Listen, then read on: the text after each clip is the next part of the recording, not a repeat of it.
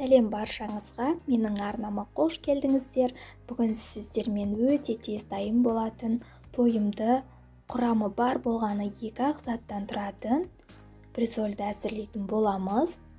Видеомды соңына дейін қарап, лайк басып, қолдап, арнама тіркелмеген болсаңыз тіркелуді ұмытпаңыз. Ол мен үшін өте маңызды. Ендеше тіске басарымызды дайындауды бастайық. Ең алдымен бір жұмыртқамызды жарып, видеодағыдай шанышқының көмегімен шайқап аламыз. Содан соң оның үстінен 2 ас қасық тартылған етімізді салып, дәміне қарай бұрыш, шым-шым тұзымызды салып, шанышқының көмегімен видеодағыдай біркелкі масса болғанша араластырып алатын боламыз. Рецептінің толық нұсқасын төменгі описание бөлімінде жазып қалдырамын, сонда өтіп қарасаңыздар болады.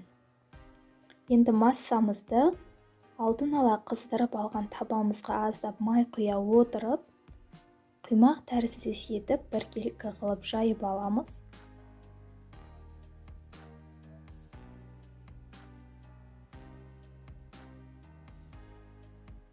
Содан соң бетін жауып, баяу отта әр бетін 4-5 минуттан пісіріп алатын боламыз.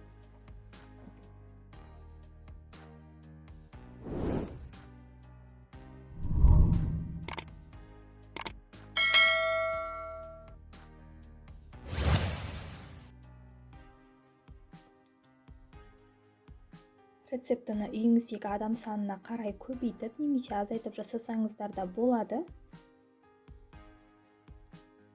Осылай қалған жұмыртқамен тартылған етімізді де дәл осылай жасай отырып пісіріп алатын боламыз. Бризольді түскі ас немесе жанына гарнир қосып, кешкі асқа жасасаңыздар да болады. Міндетті түрде осы рецепт бойынша жасап көріңіздер. Өте тойымды тіске басар ас болсын. Бетін осылай майонезбен сәндейтін боламын. Сіздермен болған Ариана.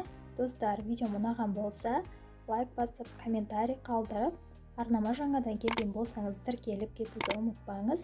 Жанында тұрған қоңырауша белгісін баса кетіңіз. Келесі кездескенше сау болыңыздар.